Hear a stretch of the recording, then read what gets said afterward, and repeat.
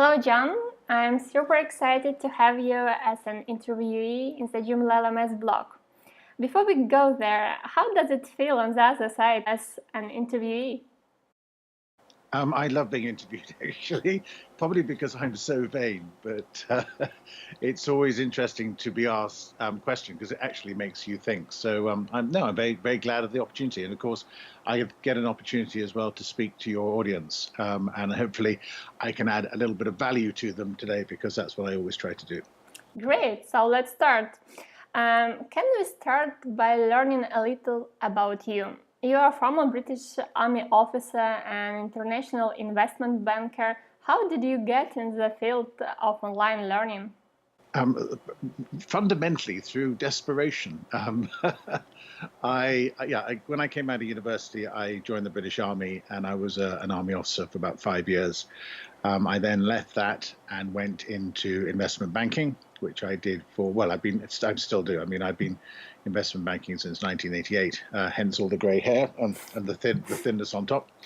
And after the crash in 2008, I realized that actually the investment banking market, because I was running my own boutique at that point, had become much, much more competitive. There are a lot of out-of-work investment bankers, and they were setting up boutiques. So I had to find a way of differentiating myself. And one of the things I had was all this knowledge and experience, but I didn't have any way of delivering it to my audience. And actually, at that point, I didn't really know who my audience was.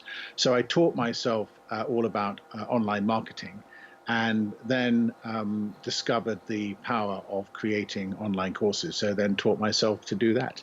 So it was in the need to be able to share knowledge and information and give my potential clients, help and knowledge in advance of then working with them. So it became just a necessary part of my business, really. Sounds you're always busy. And what is the background story behind the optimistic entrepreneur? How did you get started? Well, I can't say it now. The optimistic entrepreneur is an evolution of a series of things. I started my first podcast with my online brand is the 6 Minute Strategist, because I tend to break things down into 6 points and explain them in under 6 minutes so that you get a very simple explanation. So I started off with a podcast called A Conversation with the 6 Minute Strategist, which was very egocentric of me because it enabled me to go and talk to a lot of people who I wanted to talk to and gave me an excuse to interview them, which was great. But it didn't really have an audience focus. And then when I really got into creating a lot of online courses, and I've created over 30 to date, I thought it'd be really interesting to learn more about online courses by interviewing other course instructors. So for a long time, the podcast was called the Online Learning Podcast. And I went around interviewing lots of other instructors about their courses and how they made them and what it was about, and then providing links and discounts and things to their courses, which was fine. But fundamentally, I was not really helping my audience because the course range was so vast. So that podcast actually I stopped doing in October last year, and I've been thinking very hard, and I've only recently relaunched about how I can combine the e-learning, which I think is an incredibly important part of any entrepreneur's journey, to be continually learning about new things because you can never afford to stop, with a focus very much on my audience, which is entrepreneurs. And therefore, the title Optimistic Entrepreneur really allows me to focus in and tell my audience who the podcast is for. And at the same time, I can then keep delivering them great content, great information, and encouraging them as well to go down the e-learning route, but in a much more subtle way, because I'm not ramming e-learning down their throat. So I interviewed a guy yesterday, a guy called Tom Hunt, very interesting guy. And actually, he doesn't even have a paid course, but what he's got is a couple of fantastic blog posts, and at the moment 3 out of 4 videos, which all help you to learn how to drive more traffic to your website. But you do need to spend the best part of an hour going through that content to learn it, and that's very much e-learning. So hopefully, in that instance, people will be drawn in by the stories that he's telling, but will then move across and follow up with the links. And there's no money involved in this. He's doing it for free. I'm not taking anything out of it, but they will find the links, find the content, and learn what he has to share with them without them actually realizing that they're being told to do some e-learning. Great, very interesting. Sneaky, really. What are the top 3 challenges of running and learning podcast? The first challenge is actually getting enough guests or getting enough great guests. And there's no prescription to this. And I don't go around looking on different sites or getting people to find them for me. But as I come across interesting people, I just say, look, I'd love to get you on my podcast. And it's amazing if I would said, I want to come and have a cup of coffee with you, I'll buy you a cup of coffee. I want to pick your brains for an hour. People say, oh, well, no, I'm sorry, I'm terribly busy. But if you say, I want to interview you for my podcast, the result will be the same, then they love it. And so getting guests on is not difficult once you've found them and asked them. So that's the first thing. Secondly, it's actually consistency. And this is where I put my hand up and say, I am rubbish at this. The Online Learning Podcast had 138 episodes before it paused. And they were pretty consistent every week. And that does take a lot of commitment. And now that I'm back from my summer vacation, I've got 4 or 5 interviews in the bag. This will almost certainly be another interview, which I'll put on the podcast because I can use the audio from this as well as using the video. And so it's being consistent and getting an episode out every week because that's really what your audience wants. And then the third thing, frankly, is, it's great to do the interview and that's fantastic, but there's a couple of hours of post-production work which is necessary in terms of getting all the different bits of the intro, the outro, the segues, and all this sort of stuff put together, and then publishing it and getting it up on Libsyn and writing all the notes and maybe producing a lead magnet and then making, Libsyn set up to syndicate it quite widely. That's great, but then there are other places where I have to share it when the episode comes out and this sort of thing.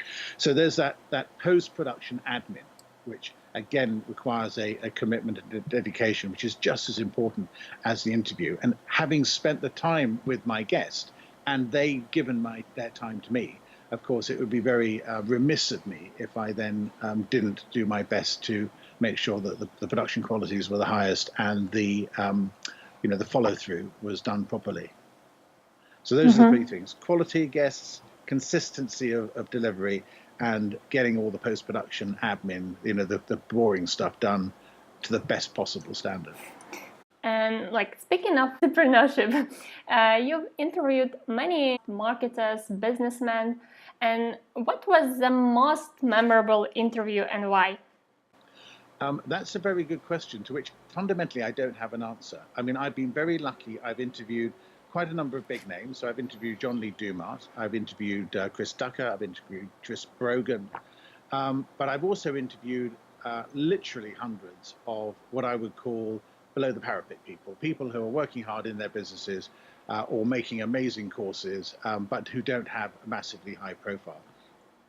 And I am continually surprised and delighted by the fact that almost doesn't matter who I interview, I learn something new just through the interview process. So it's really invidious to pick one out. I'll give you a very small example, though. There was a young lad who approached me because he wanted to get access to one of my courses, and it turned out he was 15 years old.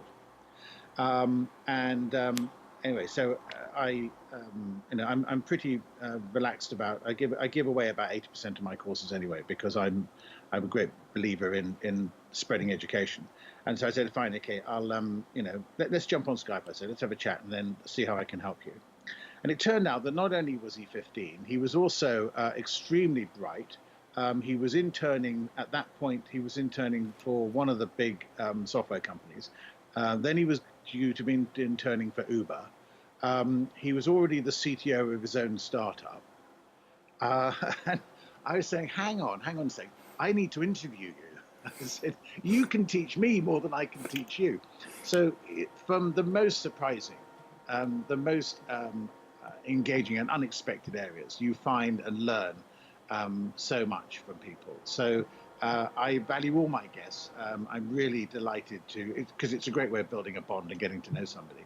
So I would be invidious of me to pick one out. But suffice it to say that it is one of the most fun things I do in my work is doing the podcast interviews, because it's just like a private conversation with somebody for an hour, and it is just such good fun. And what about the biggest lesson you've learned over these years of the podcast existence and being a business strategist? I think the most important thing is to remember that everything you're doing because you should be delivering content that your customers want and need, and you're doing it for them. So there's no point in me sitting here talking about myself endlessly. I would be very interested by that, and you would almost certainly fall asleep. So that the most important thing is remembering that what you're creating is for your customers. But what I love about podcasting in particular is it seems to be a medium which is completely unique in that people allow you to basically get inside their head. So they put their earphones in, and for 20 minutes, half an hour, you are literally inside their head talking to them. And that is an incredibly sustained period of time. Yes, they might be doing other things, running and walking or driving or whatever it is, but they are giving you headspace, literally. And therefore, you are building a fantastic relationship with those people who listen to your podcast. Now, my podcast is just about to tick over 900,000 downloads. So that is 900,000 opportunities to talk to people and build a relationship. Obviously, I'm sure many people have listened to more than one episode, so it's not 900,000 people, but nonetheless, it is an astonishing way of building a very strong relationship with people. And I really, really value that. And I'm really excited that it becomes possible, which is why I keep on coming back to podcasting. I can't keep away from it. Yeah, and actually about marketing, how do you promote your e-learning podcast to reach new audience? Because the numbers you provided, they're very impressive. The marketing is partly automatic and partly sort of manual. The automatic is because I've got Libsyn set up, which is where I host the podcast. And when I produce an episode, it automatically goes to iHeartRadio, it goes to Spreaker, it goes to a whole number of different podcast sites.